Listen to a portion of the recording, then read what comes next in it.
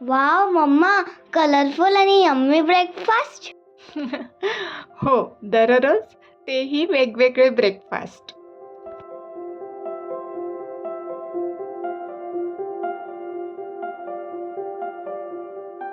एवढ्या सकाळी सकाळी घाईच्या वेळी वाटण? हो, मला असं रिअलाईज झालंय, जेवढ्या फ्रेश गोष्टी वापरू तेवढी जेवणाला पण छान चव येते.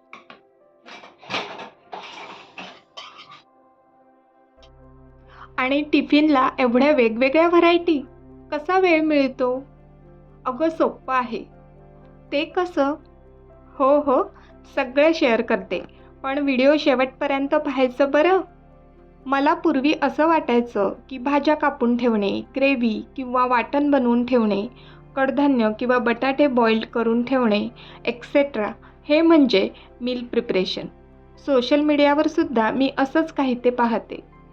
सर्वच गोष्टी आठवड्याभरासाठी कट अँड कुक करून ठेवल्या तर त्यातलं पोषण मूल्य कमी होणारच आहे, पण जेवणाला सुद्धा चव लागत नाही. म्हणूनच जेवढं शक्य होईल तेवढ्या कमी गोष्टी फ्रीजमध्ये रेडी करून ठेवणे आणि जेवढं फ्रेश वेळेवर करता येईल तेवढं करण्याचा प्रयत्न करते. त्यासाठी कोणत्या प्रकारचं प्रिपरेशन मी करते हेच तुमच्याशी शेअर करणार आहे. So let's get started.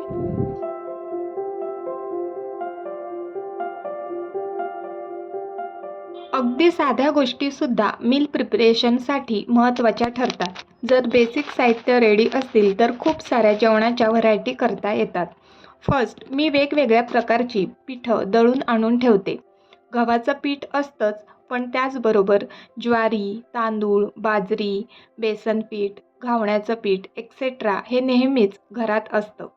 वेगवेगळी पिठं वापरून मी वेगवेगळ्या पिठांचा चिला, थालीपीठ जसं की दुधी किंवा काकडीचं थालीपीठ. वेगवेगळी पिठं घरात असल्यामुळे फक्त डब्याला चपाती न देता वेगवेगळ्या प्रकारच्या भाकऱ्या देता येतात. तांदळाचे किंवा ज्वारीच्या पिठाचे नूडल्ससुद्धा मी घरीच बनवते.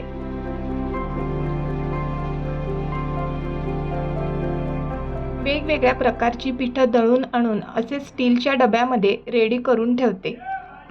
आणि सकाळच्या वेळी कुठल्या डब्यात काय आहे हे शोधायला लागू नये म्हणून प्रत्येक डब्यावर असं लेबलिंग करून ठेवते. तर इथे मी मास्किंग टेप घेतली आहे आणि त्यावर मार्करने त्या पिठाचं नाव लिहिते आणि असं डब्याला चिटकवते. आणि ही मास्किंग टेप आहे ती जास्त चिटकून राहत नाही, डबा धुताना लगेच ती निघते. त्यामुळे इतर लेबलिंग करण्यापेक्षा हे मला सोपं पडतं.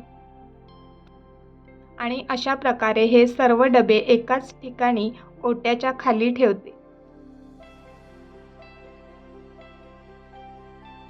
नेक्स्ट आहे आंबवलेले पदार्थ. आपल्या सर्वांनाच माहिती आहे की आरोग्यासाठी ते किती चांगले आहेत. म्हणूनच फक्त एकच उडदाची डाळ यूज न करता कधीकधी वेगवेगळ्या प्रकारच्या डाळीसुद्धा यूज करते. तसेच तांदळाऐवजी कधीकधी ज्वारी, नाचणी हे धान्यसुद्धा वापरून हे पीठ आपण बनवू शकतो आणि ते अजूनच हेल्दी ऑप्शन ठरू शकतात. आपण आपल्या जेवणामध्ये ते ॲड करू शकतो. हे पीठ फ्रीजमध्ये 8 दिवसापर्यंत टिकते, पण त्याची चवसुद्धा कमी होते. म्हणूनच हे पीठ 2 वेळा वापरता येईल एवढंच तयार करते आणि पुढील 2 दिवसात संपवते सुद्धा. आज नाश्त्याला उत्तप्पा केला तर उद्या डोसे किंवा आज ढोकळा बनवला तर मुलीच्या डब्याला पॅनकेक्स करते. असं काही मील प्लॅनिंग करते.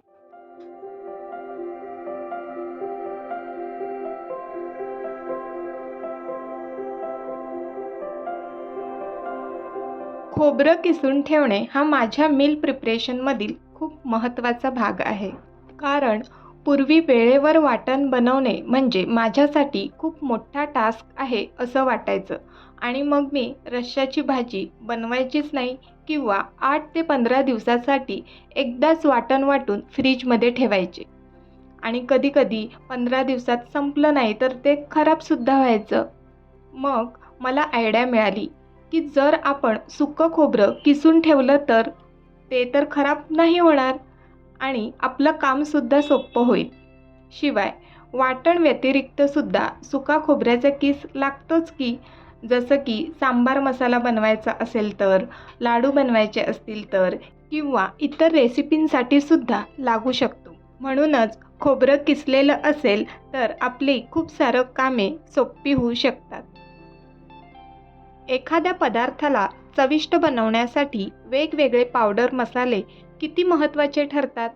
मार्केटमध्ये रेडीमेड मसाले मिळतातच, पण होममेड पावडर मसाले तयार करून त्याने बनवलेल्या पदार्थांना एक वेगळीच चव असते. म्हणूनच मी जमेल तेवढे पावडर मसाले घरी बनवण्याचा प्रयत्न करते.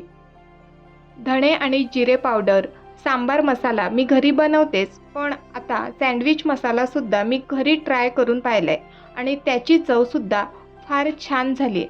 त्यामुळे नेहमीच्या सँडविचसुद्धा अधिक चविष्ट लागतो आहे. अशा छोट्या छोट्या गोष्टींचं प्रिपरेशनमुळेच जेवण अधिक रुचकर होतं. याबद्दल तुमचं काय मत आहे मला कमेंट बॉक्समध्ये नक्की सांगा.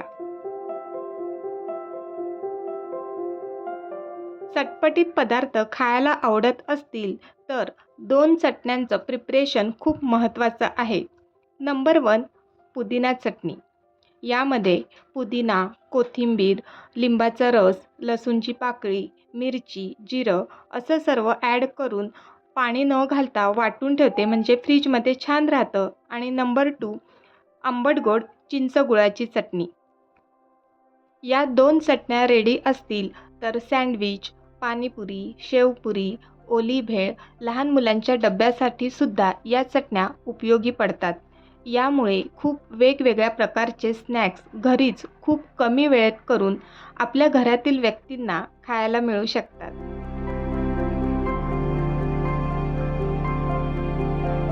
तसेच या 2 चटण्यांव्यतिरिक्त कढीपत्त्याची चटणी, शेंगदाण्याची चटणी, खुरासणीची चटणी अशा रेडी असतील तर टिफिनला देण्यासाठी सुद्धा त्या उपयोगी ठरतात. तसेच त्याचे बेनिफिट्ससुद्धा खूप आहेत. तर सध्या तरी मी कढीपत्त्याची चटणी बनवून ठेवली आहे आणि रोज दुपारच्या जेवणामध्ये किंवा डब्याला देत असते.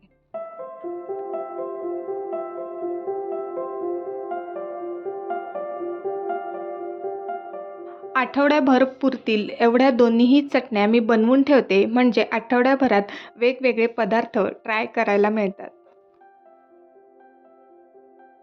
कच्चे शेंगदाणे भाजून त्याचा कूट तयार करून ठेवणे हे अगदी बेसिक आहे, सगळ्यांनाच माहिती आहे. पण जेव्हापासून शेंगदाण्याचे बेनिफिट्स एवढे सारे आहेत हे माझ्या वाचनामध्ये आलं आहे, तेव्हापासून ते आता माझ्या मील प्रिपरेशनचा अविभाज्य भाग आहे. तुम्ही गुगलवर शेंगदाण्याचे बेनिफिट्स असं जरी सर्च केलं तरी तुम्हाला संपूर्ण माहिती मिळू शकते. शेंगदाणे भाजून झाल्यानंतर मी 2 बाउल्समध्ये असे शेंगदाणे वेगवेगळे केलेले आहेत ते सांगतेच. सर्वात प्रथम जे शेंगदाणे सोलले आहेत त्याचं दाण्याचं कूट करून घेतलं आहे, जेणेकरून ते वेगवेगळ्या प्रकारच्या भाज्यांमध्ये भरीत करताना किंवा उपवासाचे पदार्थ करताना वापरता येईल. तर मी असा शेंगदाण्याचा कूट बनवून एका बरणीमध्ये भरून ठेवते.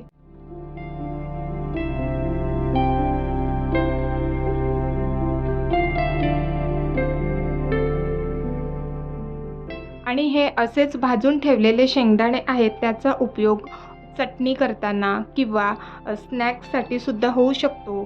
अजून लाडू वगैरे बनवायचे असतील तर त्यासाठी सुद्धा हे शेंगदाणे भाजलेले असतील तर मला ते लाडू बनवायला सुद्धा अगदी इझी पडतं.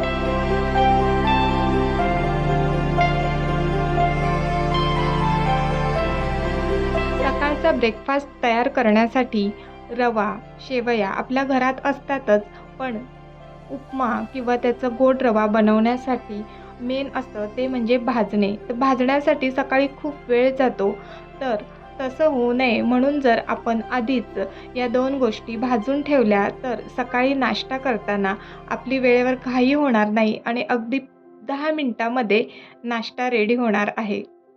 आणि या रव्यापासनं, शेवयांपासनं उपमा किंवा शेवयांची खीर किंवा गोड शिरा बनवून आपण वेगवेगळे नाश्त्याचे प्रकार सकाळी बनवू शकतो.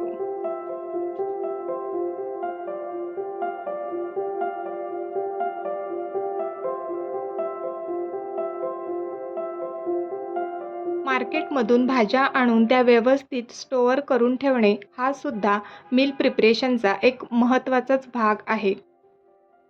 त्यामध्ये कोथिंबीर अशी फक्त त्याची मुळं काढून अशीच डब्यामध्ये स्टोअर करून ठेवली ना, तर 1-2 दिवसांनी ती लगेच खराब व्हायला लागते किंवा ती पिकते, कारण त्याला लवकर पाणी सुटतं. तर ती व्यवस्थित टिकावी यासाठी कोथिंबीर व्यवस्थित निवडून, म्हणजे त्याची पानं वेगळी करून आणि त्याची देठं वेगळी करून व्यवस्थित निवडून ठेवावी. म्हणजे ती आठवडाभर किंवा 15 दिवस व्यवस्थित छान फ्रेश राहते. आणि ही निवडलेली कोथिंबीर डब्यात ठेवण्याआधी डब्यामध्ये कॉटनचा नॅपकिन ठेवावा, म्हणजे कोथिंबीरला जे काय पाणी सुटतं ते नॅपकिन ॲब्झॉर्ब करेल आणि कोथिंबीर छान फ्रेश राहील. आणि ही देठंसुद्धा टाकून न देता ती मी चटण्यांमध्ये किंवा भाजी करताना किंवा पुदिन्याची चटणी करताना त्यामध्ये यूज करते, म्हणजे जेवणालासुद्धा छान टेस्ट येते.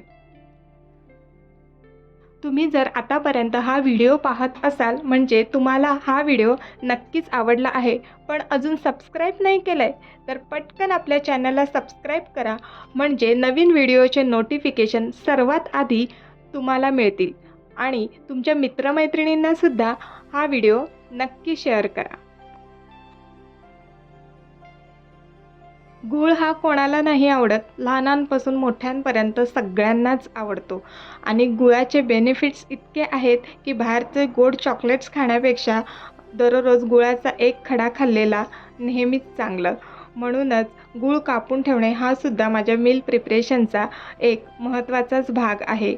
गूळ असा कापून ठेवला तर वेगवेगळ्या आमटीमध्ये किंवा स्नॅक्स करताना किंवा उर्वीला डब्याला काही बनवून देताना मला उपयोगी पडतं. गुळाची ढेप वेळेवर कापत बसण्यामध्ये खूप वेळ जातो आणि मग ते नको वाटतं.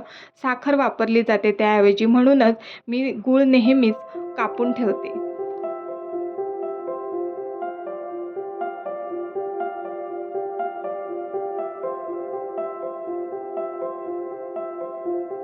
Last but not the least, meal preparation करण्यासाठी किचनमध्ये कोणकोणती ग्रॉसरी आहे किंवा संपली आहे हे माहिती असणं खूप गरजेचं आहे. आणि ते सोपं व्हावं यासाठी ट्रान्सपरंट बरण्या असणं खूप महत्त्वाचं ठरतं. त्यामुळे आपल्याला क्लिअरली दिसतं की कोणत्या वस्तू संपल्या आहेत किंवा कोणत्या वस्तू आहेत ते. त्यानुसार आपण मार्केटमधून ग्रॉसरी आणून त्या लगेच फिलअप करू शकतो आणि आपलं मील प्रिपरेशन इझी होऊ शकतं. तर आजचा हा मील प्रिपरेशनचा व्हिडिओ तुम्हाला आवडला का? मला कमेंट बॉक्समध्ये नक्की सांगा. व्हिडिओ आवडला तर लाईक, शेअर आणि सबस्क्राईब करा. पुन्हा भेटूया पुढच्या व्हिडिओमध्ये. तोपर्यंत बाय बाय.